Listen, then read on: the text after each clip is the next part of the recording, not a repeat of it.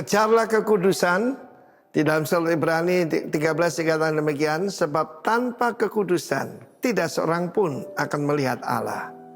Saudara yang kasihan Tuhan, warga negara kerajaan Allah, kita ini sudah menanggalkan manusia lama, memakai manusia baru. Di sana memakai seperti begini loh, put off and put on. Put off apa yang kita tinggalkan? Segala hawa nafsu, segala greed, segala yaitu kedegilan dan juga kerakusan. Kita lihat di dunia sekarang ini, pertama-tama kita melihat ada kerakusan. Di mana-mana korupsi, ya dah. Dan setelah kerakusan ada kerusakan. Terakhir nanti kerasukan, saudara. Apa sih kekudusan itu? Set apart for God. Dipisahkan untuk Tuhan, jadi satu bejana yang mulia. Karena itu dijelaskan dengan jelas, kita harus menjauhkan diri dari segala kecemaran. Tetapi harus mengejar kekudusan yang sesungguhnya. Kalau ada the true holiness, artinya ada bukan holiness yang asli. Dulu pengertian banyak orang, kekudusan apa? Pakai baju putih, sepatu putih, naik sepeda dicat putih. Bahkan di Surabaya pernah ada pendeta tidak boleh naik mobil karena itu duniawi. Mereka naik becak dicat putih. Nah itu malah penganiayaan, saudaraku. Bayangkan kalau dari Surabaya harus pergi ke Gresik aja naik becak. Itu eksploitasi de l'homme par l'homme, yaitu eksploitasi manusia atas manusia. Saudara, dalam firman Tuhan di dalam surat Roma dikatakan bahkan kekudusan adalah the spirit of holiness. Jadi ini semua tentang pikiran dan roh, bahkan hati nurani. Kata Rasul Paulus, aku melayani Tuhan dengan hati nurani yang murni. Kembali langsung ke Efesus pasal 4, saya akan tunjukkan pada Anda tentang itu supaya kamu dibaharui. Ya, kita ada manusia lama, manusia baru. Satu kali ada seorang Indian Amerika, dia belajar dari seorang missionary yang mengabarkan Yesus. Dia berkata, Pastor, dulu di dalam diri saya ada 2 ekor anjing. Satu anjing putih, satu anjing hitam. Ini bukan soal ya saudara ya, bukan soal suku ataupun ras ya. Just illustration. Dia berkata, selamanya anjing hitam tuh yang menang. Anjing putih selalu kalah, bahkan berdarah-darah. Tapi saya mendapatkan sesuatu. Bagaimana caranya supaya anjing putih menang? Sederhana, dia bilang. Anjing hitam, yaitu keinginan hawa nafsunya, tidak diberi makan. Kalau kita setiap hari melihat hal yang seronok, sesuatu yang porno dan kita menganggap hidup suci, tidak mungkin. Tetapi anjing putih saya kasih makan terus. Apa itu? Perkataan Tuhan, the word of God. Ketika saya memberi makan kepada anjing putih, yaitu maksudnya manusia barunya, maka anjing putih selalu menang dan anjing hitam kelaparan tidak saya beri makan.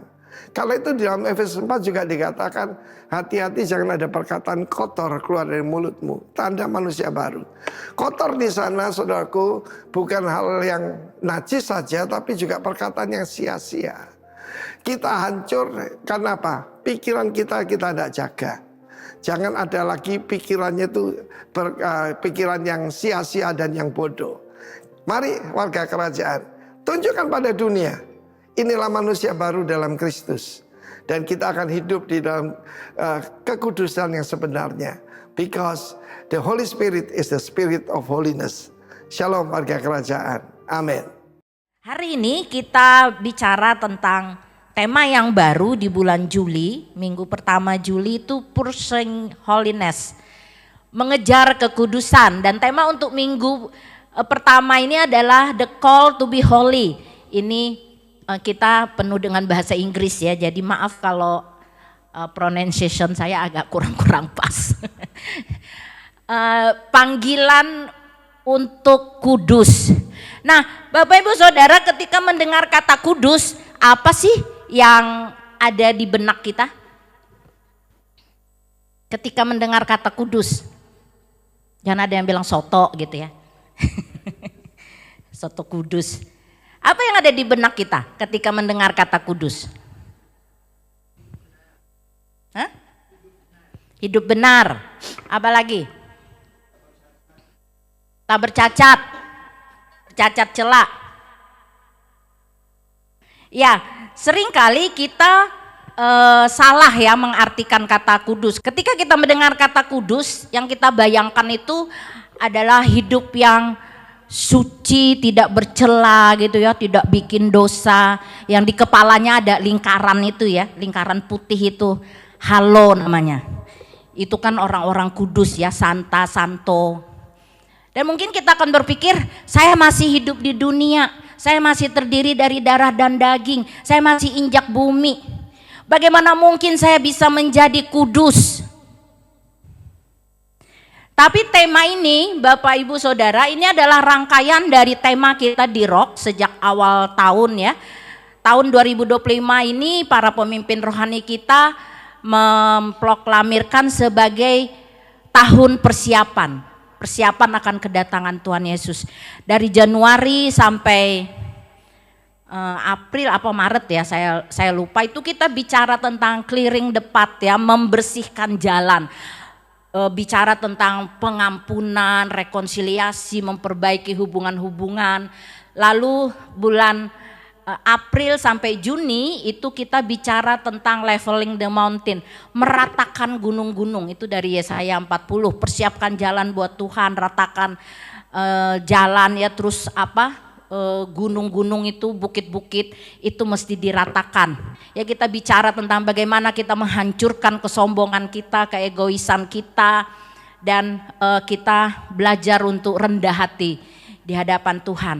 Nah, bulan Juli ini kita bicara tentang bagaimana kita membangun jalan raya kekudusan. Ya, dan minggu pertama ini kita bicara tentang panggilan untuk hidup kudus. Panggilan dari mana Bapak Ibu Saudara? Panggilan dari Raja kita. Jadi menjadi kudus itu bukan sesuatu yang mustahil. Bukan sesuatu yang di luar kemampuan kita ya. Kita bisa, oleh sebab itu ketika bicara panggilan untuk hidup kudus, saya ingin kita belajar dulu tentang apa sih artinya kudus. Kudus itu bukan tadi ya, gambar tadi seperti ada lingkaran putih di kepala kita dan kita tidak melakukan dosa sama sekali, sudah hidupnya udah kayak malaikat gitu, bukan seperti itu. Mari kita lihat apa arti kata kudus dalam bahasa Ibrani. Kudus itu artinya dari kata kados, artinya memisahkan ya, menjadi kudus. Kita itu dipilih, dipisahkan. Nah, ibu-ibu, kita biasanya kalau pasar atau kita belanja ke supermarket, kita pasti memilih ya, milih tomat, milih telur, milih bawang, apa cabe gitu ya. Kita pilih. Nah, itu artinya dipisahkan. Dipisahkan untuk ya, dipisahkan dari dan untuk. Itu yang disebut dengan kudus. Nah, dalam bahasa Yunani itu juga artinya sama ya, dibedakan, berbeda dari yang lain. Jadi pengertian dari kudus itu adalah dipisahkan dari kenajisan, dari dosa, dari segala macam hal yang jahat. Supaya apa? Supaya hidup kita ini berbeda dengan dunia.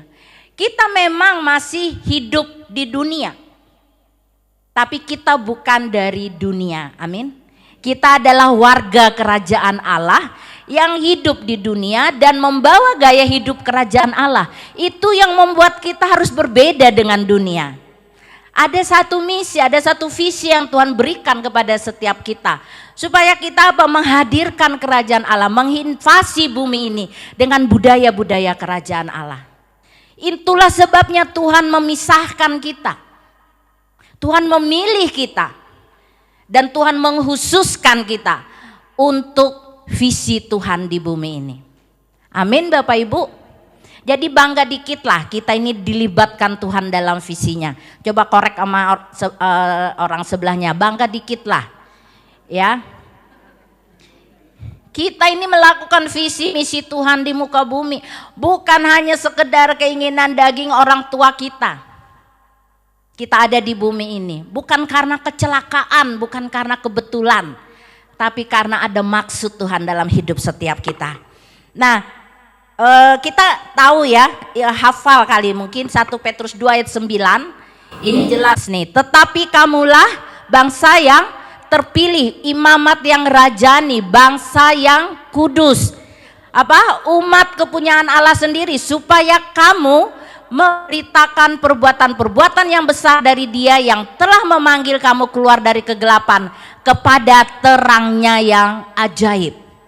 Nah, ini yang maksudnya kita dikuduskan, kita dipilih, kita ditentukan, ya, untuk apa? Untuk memberitakan perbuatan-perbuatan yang besar dari Dia yang telah memanggil kita keluar dari kegelapan kepada terangnya yang ajaib. Jadi sampai di sini saya harap Bapak Ibu, saudara, kita semua sudah memiliki pemahaman yang benar tentang apa artinya kudus. Ya, jadi tidak salah lagi dan tidak menolak lagi ya ketika panggilan untuk kudus. Oh, saya maaf, saya nggak bisa, terlalu berat buat saya. Ya, karena kita memahami kudus itu berarti kita sudah seperti malaikat gitu ya. Nah, Bapak Ibu Saudara, the call to be holy, panggilan untuk hidup kudus, saya ingin kita mengevaluasi 3 hal paling tidak dalam hidup kita. Yang pertama adalah soal identitas, relasi, dan gaya hidup kita. Nah, mari kita lihat satu persatu. Bapak Ibu Saudara, kudus itu adalah identitas kita, percaya enggak? Belum ada yang bilang amin? Percaya enggak kalau kudus itu adalah identitas kita? Coba bilang sama sebelahnya, saya nih orang kudus loh. Ntar dikira kita sombong, bilang, wah saya orang kudus, sombong lu, sok kudus lu. Tapi ini kebenaran firman Tuhan, kita harus punya iman. Kalau kita enggak paham dengan identitas kita, Bapak Ibu, kita enggak akan bisa menjalani panggilan untuk menjadi kudus. Oh, saya bukan orang Kudus, saya orang Medan. Ini bukan tempat tinggal. Ya, Kak Grace bilang saya bukan orang Kudus, saya orang Malang. Itu kasihan lagi deh. Kita adalah orang kudus karena apa? Karena perbuatan apa yang dilakukan oleh Tuhan Yesus Kristus dalam hidup kita. Ya, 1 Korintus 1 ayat 2 boleh kita baca sama-sama ayat ini. 1, 2, 3. Kepada jemaat Allah di Korintus, yaitu mereka yang dikuduskan dalam Kristus Yesus dan yang dipanggil menjadi orang-orang kudus, dengan semua orang di segala tempat yang berseru kepada nama Tuhan kita Yesus Kristus, yaitu Tuhan mereka dan Tuhan kita. Jadi kita dikuduskan dalam Kristus Yesus melalui pengorbanan Tuhan Yesus Kristus di atas kayu salib dengan darahnya, ya. Bukan dengan barang dan fana, bukan dengan barang yang fana karena ada lagunya itu, tapi dengan darah yang mahal, yaitu darah Yesus Kristus sendiri, anak Allah. Karena apa? Karena awalnya Bapak Ibu Saudara, kita ini diciptakan menurut gambar dan rupa Allah. Tuhan Allah mengembuskan nafas hidup kepada kita, sehingga kita yang awalnya adalah debu tanah itu menjadi makhluk yang hidup. Kekudusan itu sudah ada di dalam diri kita, ada DNA kekudusan, karena kita diciptakan menurut gambar dan rupa Allah. Tapi karena manusia jatuh ke dalam dosa, kekudusan itu dan segala macam hal yang Tuhan percayakan dalam hidup kita, kemuliaan Allah itu rusak, hilang. Sehingga Yesus datang mengembalikan gambar dan rupa Allah itu, termasuk apa? Mengembalikan kekudusan itu. Kita dipilih, kita dipisahkan dari semua yang jahat, yang tidak berkenan kepada Allah, dan kita menjadi orang yang kudus. Jadi kita punya identitas sebagai orang kudus. Nah, seringkali kenapa kita tidak bisa berjalan dalam kekudusan? Karena kita nggak ngerti bahwa sebenarnya kita ini sudah ditentukan jadi orang kudus. Kita nggak ngerti identitas kita, makanya kita sembarangan dengan hidup kita. Panggilan untuk kudus itu sebenarnya adalah mengingatkan kita kembali akan identitas yang sudah Tuhan anugerahkan dalam hidup kita. Pengudusan yang Yesus lakukan dalam hidup kita itu disebut dengan pengudusan yang pasif. Tanpa ada campur tangan kita, semua karena anugerah Tuhan saja. Makanya dikatakan dipanggil menjadi orang-orang kudus. Kita yang sudah dikuduskan oleh Kristus dipanggil menjadi apa? Orang-orang kudus. Orang-orang kudus itu bicara tentang identitas, bicara tentang karakter.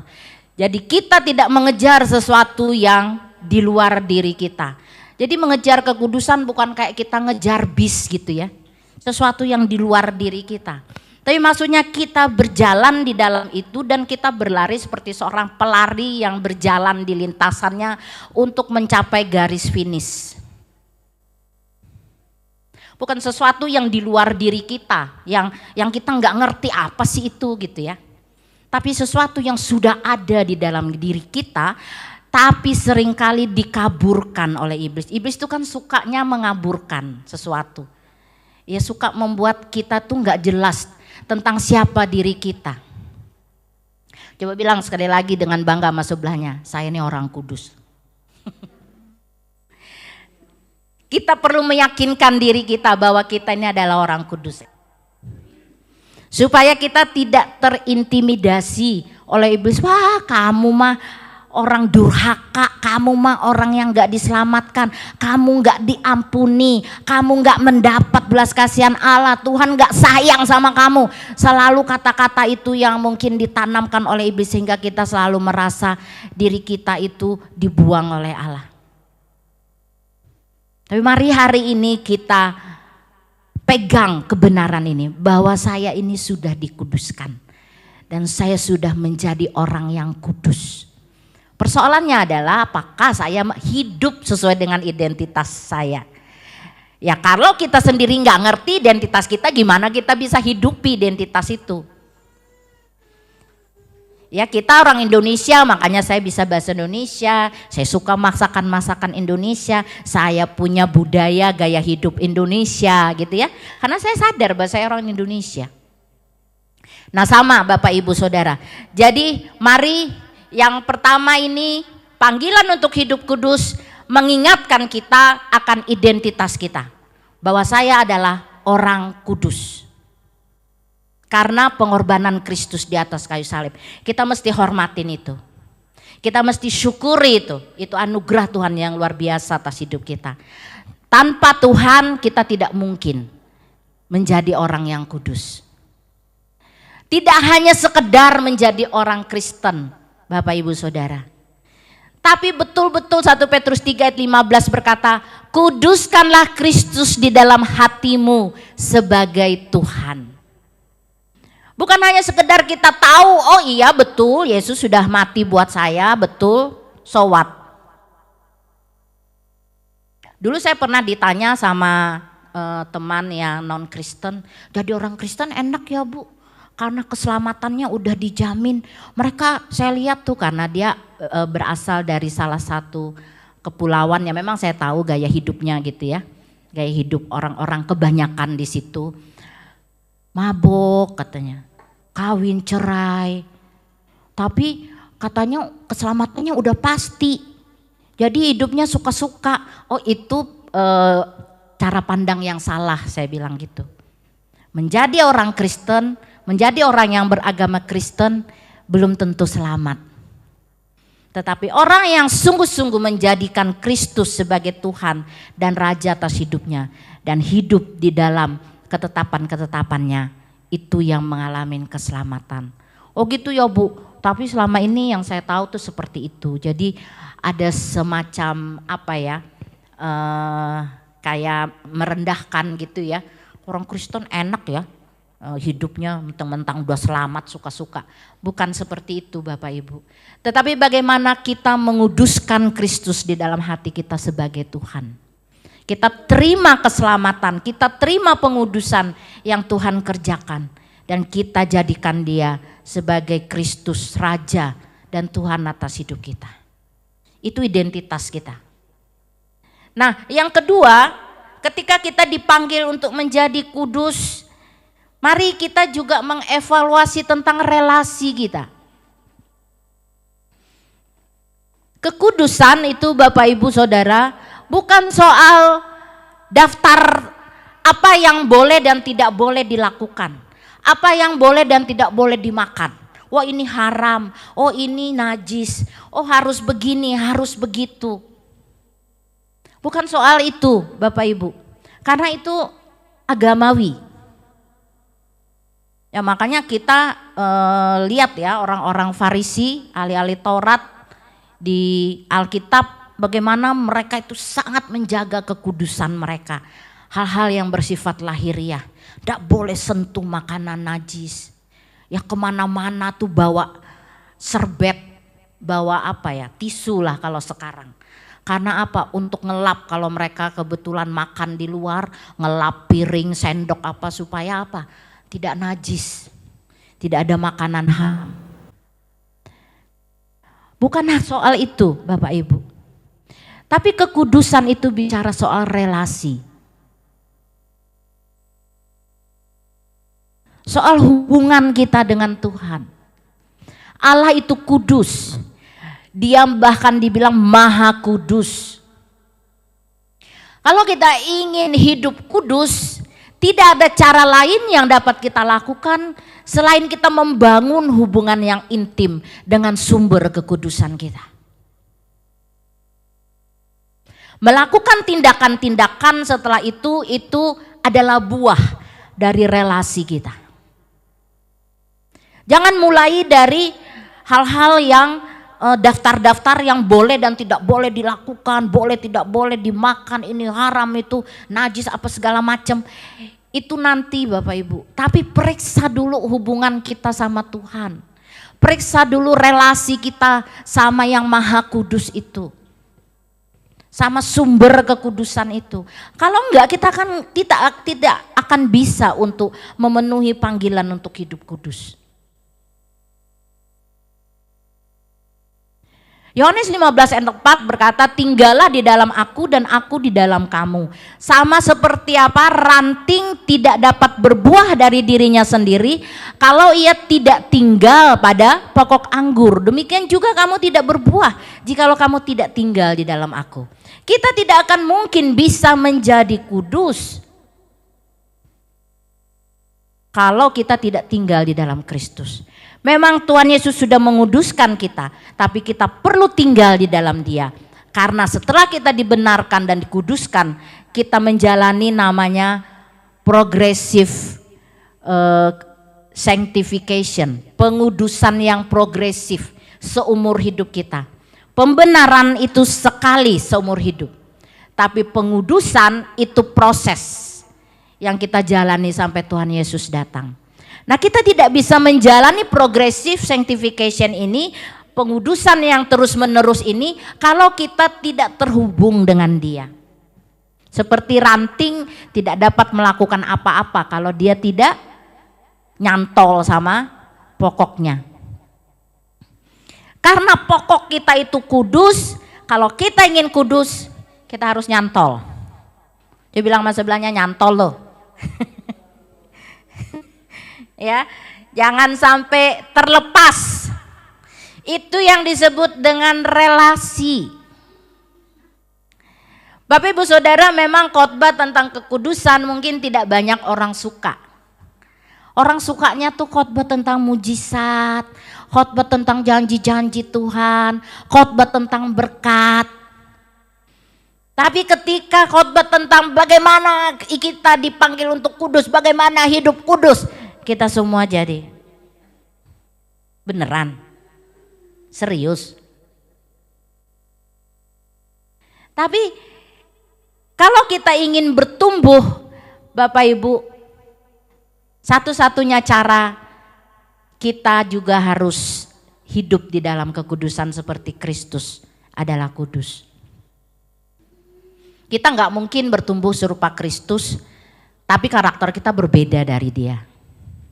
Kita harus sefrekuensi gitu ya, harus satu jalur. Ya makanya harus terikat, harus terhubung dengan pokok anggurnya. Nah, Bapak Ibu Saudara, ada satu hamba Tuhan, dia melayani di Hawaii, namanya, sebentar saya buka dulu kerpean saya, soalnya orang asing, ya bukan orang Batak dia. Dia Wayne Cordeiro, ya pendeta di Hawaii. Dia punya jemaat yang luar biasa. Dia jadi pendeta itu melayani itu luar biasa sampai jemaatnya tuh ribuan orang. Tapi satu saat Bapak Ibu Saudara ketika dia mau khotbah di stadion yang udah penuh orang ya mau mendengarkan khotbahnya dia. Tiba-tiba dia tertunduk, dia berlutut dan dia bilang, Tuhan aku lelah. Aku nggak tahu lagi Tuhan aku mau ngomong apa, aku udah capek katanya gitu. Bayangkan Bapak Ibu Saudara pendeta yang luar biasa yang kita lihat diurapi Tuhan ya, jemaatnya bertumbuh luar biasa. Dia tiba-tiba tertunduk di hadapan Tuhan dan dia bilang Tuhan aku lelah. Ternyata kemudian dia mengevaluasi dirinya. Dia selama ini memang giat, rajin melayani, luar biasa melayani. Tapi dia kehilangan relasi sama Tuhan. Dan itu yang membuat dia jadi lelah, jadi kosong, kering. Pelayanan hanya sebuah aktivitas. Nah Bapak Ibu Saudara semua kita yang ada di sini hamba-hamba Tuhan, pelayan-pelayan Tuhan yang luar biasa ya. Kita semua bukan orang-orang Kristen baru. Mari kita juga setiap saat memeriksa relasi kita sama Tuhan. Jangan sampai kita kelihatannya rohani, ya kita kelihatannya beraktivitas tapi itu sebenarnya hanya aktivitas tanpa relasi dengan sumber kita. Akhirnya kita mengalami burning out, kelelahan rohani. Tapi Tuhan itu baik, dia tidak menghukum kita, dia tidak membuang kita, dia tidak membuat kita menghakimi kita. Tapi dia memberi kesempatan kepada kita untuk memperbaiki hubungan lagi dengan Tuhan. Dia adalah Bapa yang sangat baik. Amin. Jadi kalau saat-saat ini kita kayaknya rasa kering, kayaknya ada sesuatu yang kurang dalam hidup kita, ya kita ngerasa letih, lesu, berbeban berat. Bisa jadi relasi kita dengan Tuhan perlu kita bangun ulang. Hamba Tuhan ini akhirnya dia cuti pelayanan selama 1 tahun. Dan dia hanya doa, baca firman, memberi waktunya untuk Tuhan. Dia menolak semua pelayanan-pelayanan dan kemudian dia disegarkan kembali. Bapak Ibu Saudara, relasi dengan Tuhan bisa kita dapatkan melalui kehidupan doa kita. Ya mungkin selama ini kita doanya ya karena bangun tidur harus berdoa, makan harus berdoa gitu ya supaya kelihatan kita ini orang Kristen gitu. Tapi mari kita mungkin perlu tambah jam doa kita. Bangun relasi yang lebih intim lagi sama Tuhan. Apapun yang kita kerjakan Bapak Ibu Saudara tanpa kita terhubung dengan sumber kita, itu akan menjadi sia-sia. Kelihatan mungkin jalannya bagus tapi lama-lama kita akan terseok. Karena kita kehilangan sumber, kehilangan asupan yang benar. Panggilan untuk hidup kudus mengingatkan kita untuk memperbaiki lagi relasi kita dengan Tuhan. Mesbah-mesbah doa kita. Saya pernah ngalamin ini. Saya pernah rasanya malas doa. Jangankan doa, ngomong sama orang aja saya malas. Ngomong sama suami, ngomong sama anak saya malas gitu. Saya maunya duduk diem, saya lakukan kerjaan saya gitu ya. Kalau ditanya, ya, oh iya. Saya nggak tahu, saya betul-betul males gitu. Doa pun pendek-pendek aja. Tuhan aku capek Tuhan. Terima kasih untuk hari ini aku capek, aku mau tidur. Terima kasih, amin. Tapi saya gelisah dengan keadaan ini gitu ya.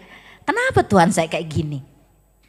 Ya tapi itulah ya Bapak kita yang sungguh baik itu dia gak bilang dasar kamu ini udah saya berkatin masih aja kayak dia gak ngomelin saya gitu ya. Dia gak maki-maki saya. Dia terus memberi kesempatan kepada saya untuk terus memperbaiki hubungan dengan dia. Saya maju pelan-pelan. Ya saya mesti patahkan gitu. Sesuatu yang membuat saya itu jadi males gitu. Saya nggak ngerti kenapa. Saya nggak ada kesibukan yang luar biasa sekali gitu ya. Saya paksa diri saya. Saya paksa diri saya untuk bangun. Saya paksa diri saya untuk berdoa. Saya paksa diri saya untuk ngomong. Karena saya nggak mau kehilangan relasi saya sama Tuhan. Karena saya menyadari tanpa relasi saya sama Tuhan saya hancur. Saya nggak bisa ngapa-ngapain gitu ya. Emosi saya jadi nggak karuan. Ya kekhawatiran saya jadi kuasain saya. Itu saya mengevaluasi ada sesuatu dalam diri saya itu dari respon-respon saya. Ketika saya bawaannya mau marah, ketika saya responnya nggak benar, saya evaluasi diri saya, Tuhan kenapa saya seperti ini? Saya kurang membangun hubungan saya dengan Tuhan. Saya mesti kembali. Jadi mari Bapak Ibu nilai dari respon-respon Anda. Ketika senggol dikit langsung mau bacok gitu ya. Nah itu ada sesuatu yang perlu diperbaiki. Relasi kita yang kurang dengan Tuhan. Karena kalau kita mau bertumbuh serupa dengan karakter Kristus, mau tidak mau kita harus terhubung dengan Dia. Semakin kita akrab intim dengan Tuhan, semakin kita bisa bertumbuh serupa dengan Dia. Amin Bapak Ibu. Gak mungkin hanya seminggu sekali ke gereja terus hanya 2 jam gitu ya di gereja, habis itu kita gak pernah lagi terhubung dengan Dia. Saya percaya bahwa panggilan untuk hidup kudus ini akan berat untuk kita jalani. Panggilan untuk hidup kudus adalah panggilan kudus setiap hari-hari dalam hidup sehari-hari, bukan hanya di gereja. Kalau di gereja ini mah semua kelihatan kudus dah, percaya saya. Tapi bagaimana hidupmu sehari-hari? Bagaimana responmu ketika menghadapi berbagai macam persoalan yang terjadi?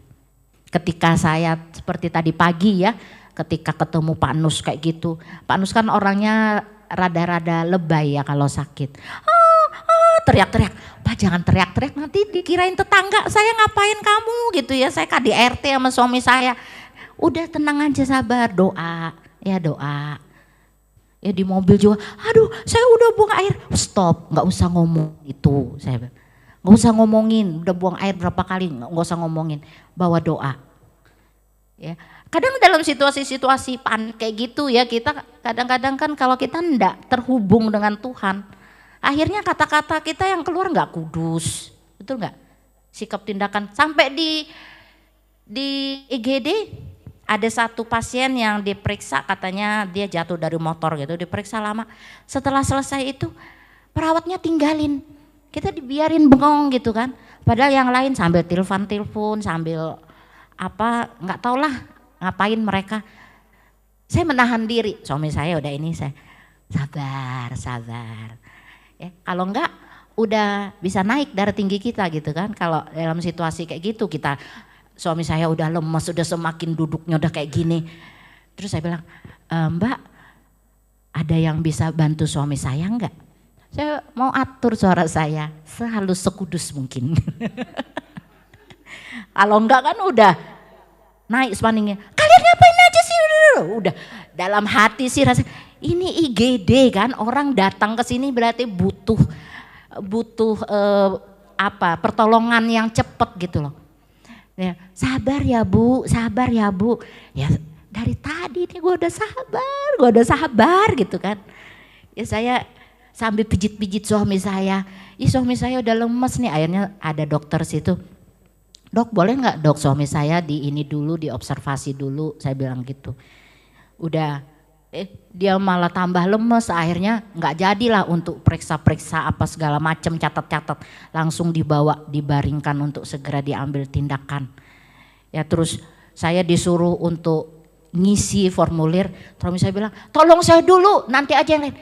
Sabar. Bapak Ibu, kita diperhadapkan dengan hal-hal yang seperti itu kan setiap hari ya. Nah, bagaimana respon kita kalau kita tidak terhubung dengan Tuhan? Kita akan menampilkan gaya hidup yang tidak kudus lah. Kata-kata kita ditulis loh di dinding itu, di dinding rumah sakit itu dia bilang harap para pasien dan keluarga itu bersikap sopan dan sebagainya lah. Pokoknya kalau mengeluarkan kata-kata kasar kami akan usir dari rumah sakit. Ditulis loh di situ. Saya takut juga nih.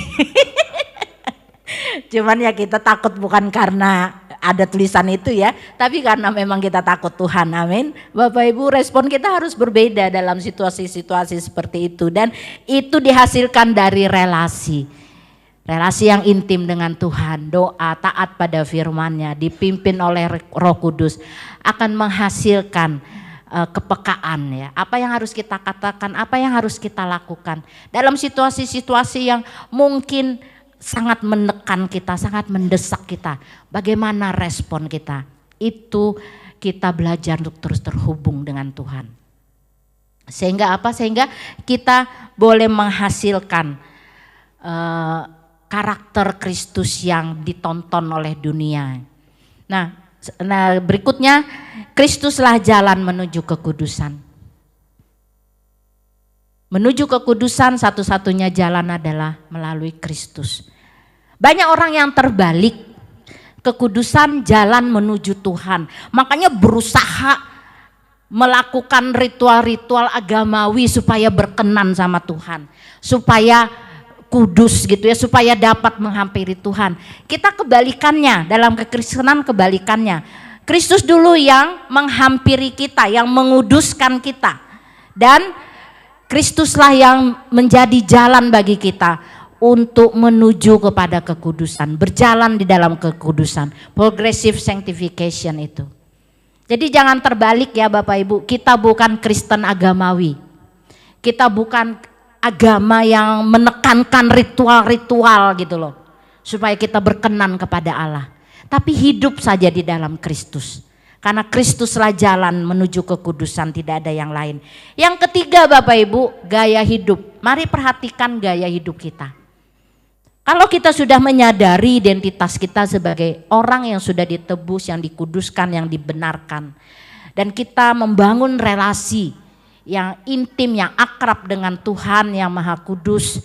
Maka gaya hidup kita juga harus berubah. Panggilan untuk hidup kudus itu harus nampak dalam gaya hidup kita sehari-hari. Kalau kita baca di 1 Petrus 1 ayat 15-16, ya di situ dikatakan, boleh kita baca sama-sama 1, 2, 3. Tetapi hendaklah kamu menjadi kudus di dalam seluruh hidupmu, sama seperti Dia yang kudus yang telah memanggil kamu. Sebab ada tertulis, kuduslah kamu sebab aku kudus. Jadi kita dipanggil Bapak Ibu Saudara untuk kudus di dalam seluruh hidup kita. Amin. Bukan hanya dalam ritual-ritual agamawi. Bukan hanya dalam waktu-waktu tertentu. Tapi seluruh hidup kita. Tuhan memanggil kita, Tuhan memerintahkan kita untuk menjadi kudus. Sekali lagi Bapak Ibu Saudara, jangan langsung berpikir, berat ini. ruwet gitu ya. Tapi tadi ya kita udah ikutin identitas kita, relasi kita. Nah, kita baru bisa mempraktekkan gaya hidup kalau dua hal ini udah kita benahin dulu. Ya, benahin dulu. Identitas kita udah bener enggak? Udah kita jadikan Yesus Kristus sebagai Tuhan dan Raja enggak atas hidup kita? Terus relasi kita setiap hari, kita hidup intim enggak dengan Dia? Sekali lagi semuanya berproses, saya juga masih terus belajar, masih terus bertumbuh. Tapi dengan adanya perintah ini Bapak Ibu, dengan adanya panggilan ini, itu menggait kita, menuntun kita agar hidup kita itu menuju ke arah yang benar sesuai dengan panggilan Kristus. Kita tidak lagi hidup suka-suka, kita tahu bahwa ada satu panggilan yang mesti harus kita genapi dalam hidup kita. Walaupun untuk menjalaninya kita harus berproses, tidak instan. Tapi kita menyadari bahwa hidup saya di dunia ini harus berbeda dengan dunia. Karena ada visi, misi yang khusus yang Tuhan berikan dalam hidup saya. Nah, kalau kita lihat lagi di Efesus ya. Efesus 5 ya. Efesus 4 ayat 17 sampai 32, di situ bicara tentang apa? Bicara tentang manusia baru. Ya saya rangkum aja karena ayatnya cukup panjang, nanti Bapak Ibu bisa baca di rumah. Di situ mulai dari apa manusia baru itu? Mulai dari pikiran. Gaya hidup yang kudus, seluruh hidup kita kudus itu mulai dari pikiran kita. Jangan ada lagi pikiran yang sia-sia menguasai hidup kita. Pikiran kita harus dikuduskan, amin. Enggak lagi mikirin hal-hal yang tidak berkenan kepada Tuhan, mikirin kesalahan suami, yang mikirin gimana caranya saya balas dendam. Itu kita udah lewat semua itu sebenarnya. Kalau kita mau jalan dalam kekudusan, kita enggak, ibaratnya nih kita udah levelnya udah enggak di situ sebenarnya. Karena kita udah memiliki hubungan yang intim dengan Tuhan, harusnya pikiran kita juga udah dikuduskan, dimurnikan. Tapi sekali lagi panggilan untuk hidup kudus ini membuat kita mengevaluasi diri kita setiap hari. Jangan sampai ada pikiran-pikiran yang sia-sia masih menguasai saya. Apalagi ada pengertian yang gelap, bodoh, hatinya degil, gak bisa dibilangin. Oh dibilangin, oh enggak apa kok, cuman gitu aja. Susah diajar, nggak lemah lembut. Terus apa lagi? Perasaan yang tumpul dikuasai hawa nafsu, mengerjakan dengan serakah segala macam kecemaran. Mari kita periksa Bapak Ibu, ini urusan kita dengan Tuhan. Kemarin di KGP waktu saya sharing ya tentang apakah kita masih dikuasai hawa nafsu, saya mendengar banyak kesaksian karena saya minta sharing ya, di kelompok kami aja semua ngaku gitu. Oh saya masih teriak ini, saya gampang ngambek, saya gampang marah. Kita mesti akui gitu bahwa masih ada hawa nafsu yang menguasai hidup kita. Ya kalau di kelompok pria, suami saya cerita ada yang emosian gitu ya. Apalagi di jalan raya. Ya suami saya kalau di jalan raya ada yang klakson, ada yang ngebalap, ada yang nggak sesuai jalur langsung buka kaca. Saya udah deg-degan gitu. Udah Pak nggak usah diurusin, buka kaca. Enggak harus ditegor gitu. Saya bilang aduh orang se-Jakarta kayak gini kamu mau degor gimana gitu ya. Saya deg-degan kalau jalan sama suami saya. Karena dia pengen menjadi polisi lalu lintas buat semua gitu ya. Itu juga emosian namanya ya Bapak Ibu, respon kita ya terhadap segala sesuatu. Kita nggak bisa atur orang, ada yang tiba-tiba apa gitu ya nyeleweng gitu jalan tiba-tiba nyalip gitu ya keluar dari jalur ya, tapi itu ujian buat kita. Jangan sampai di gereja kita kudus kuduslah kudus loh sampai di jalan raya. Apa lo? Buka kaca langsung caci maki keluar gitu. Ya itu berarti kita masih terus bertumbuh ya. Panggilan untuk hidup kudus. Kudus seluruhnya. Ini memang PR buat kita, makanya saya bilang ini progressive sanctification ya. Bukan hanya soal yang di dalam Bapak Ibu, soal pikiran, perasaan, soal hati, tapi juga apa? Perkataan kita. Dulu kami dulu aktif di gerakan mahasiswa ya, gerakan mahasiswa Kristen Indonesia. Saya ketemu Pak Nus di situ, tapi dia yang kejar saya waktu itu, Pak Ricardo. Ini aja pemberitahuan aja supaya tidak ada salah paham di antara kita. Nah, kalau ngumpul itu kayaknya kalau nggak bercanda jorok itu kayaknya nggak seru gitu. Kalau ketemu sama teman-teman mahasiswa, kami kan suka begadang sampai malam-malam gitu ya. Pokoknya kami inilah yang membuat Indonesia makmur sejahtera ini, kamilah dulu ini. Kami memikirkan strategi-strategi gitu ceritanya gitu ya. Jadi begadang-begadang dan setelah itu ngumpul-ngumpul. Kalau nggak ngomong jorok itu kayaknya nggak seru gitu. Nggak laku gitu.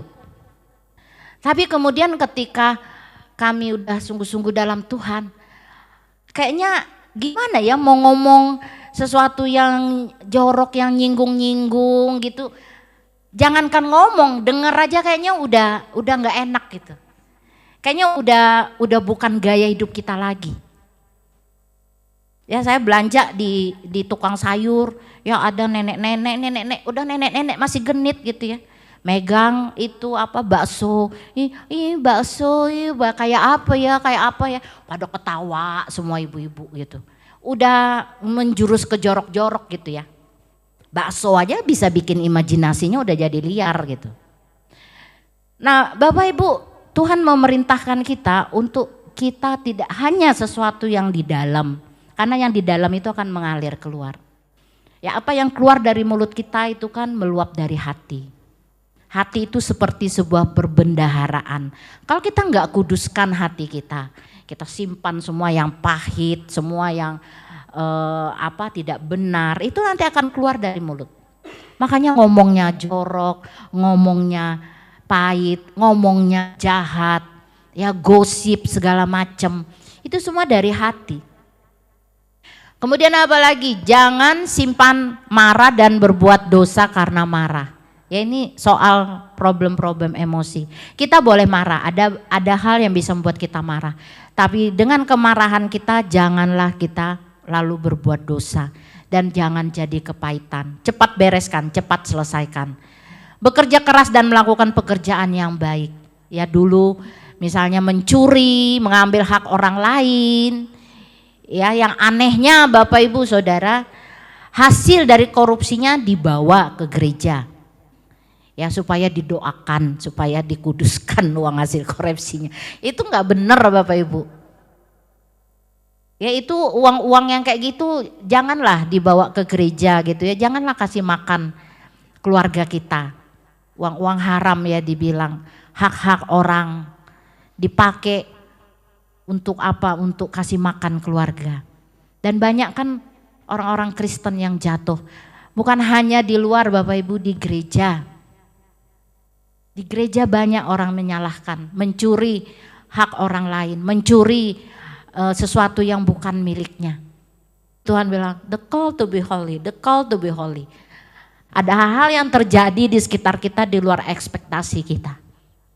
Tapi pilihan kita, bagaimana kita dipanggil untuk menjadi kudus.